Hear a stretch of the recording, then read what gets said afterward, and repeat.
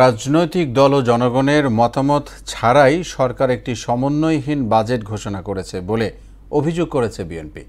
এতে উৎপাদন ও কর্মসংস্থান কমার পাশাপাশি সাধারণের উপর আর্থিক চাপ বাড়বে বলেও মনে করে দলটি। সকালে গুলশানে চেয়ারপারসনের রাজনৈতিক কার্যালয়ে বাজেট নিয়ে বিএনপির আনুষ্ঠানিক প্রতিক্রিয়ায় এসব কথা বলেছেন দলের স্থায়ী কমিটির সদস্য আমির খসরু মাহমুদ চৌধুরী। আরও জানাচ্ছেন হুমায়ুন কবির। অন্তর্বর্তীকালীন সরকার বাজেট ঘোষণার একদিন পর গুলশানে বিএনপি চেয়ারপারসনের রাজনৈতিক কার্যালয়ে বাজেট নিয়ে আনুষ্ঠানিক প্রতিক্রিয়া জানায় বিএনপি। এতে দলটির স্থায়ী কমিটির সদস্য আমির খসরু মাহমুদ চৌধুরী জানান, রাজনৈতিক দল ও জনগণের মতামত নিলে বাজেট প্রণয়ন একমুখী, অংশগ্রহণহীন ও গতানুগতিক ধারা হতো না।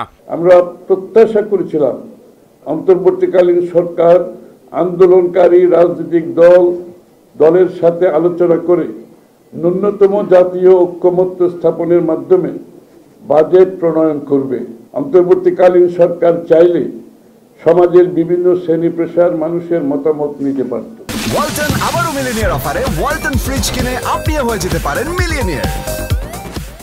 শিক্ষা, স্বাস্থ্য ও কৃষির মতো গুরুত্বপূর্ণ খাতে বরাদ্দ কমানো উদ্বেগজনক উল্লেখ করে আমির খসরু বলেন, বেসরকারি বিশ্ববিদ্যালয়, মেডিকেল কলেজ ও স্কুলগুলোতে পূর্ণাঙ্গ কর মওকুফের আওতায় আনা যেতে পারত। কৃষিতে দেওয়া হয়েছে বাজেটের মাত্র 5.9%, স্বাস্থ্যে 5.3% এবং শিক্ষায় 14%। বেসরকারি বিশ্ববিদ্যালয়, মেডিকেল কলেজ ও স্কুলগুলোকে পূর্ণাঙ্গ কর মওকুফের আওতায় আনা যেত।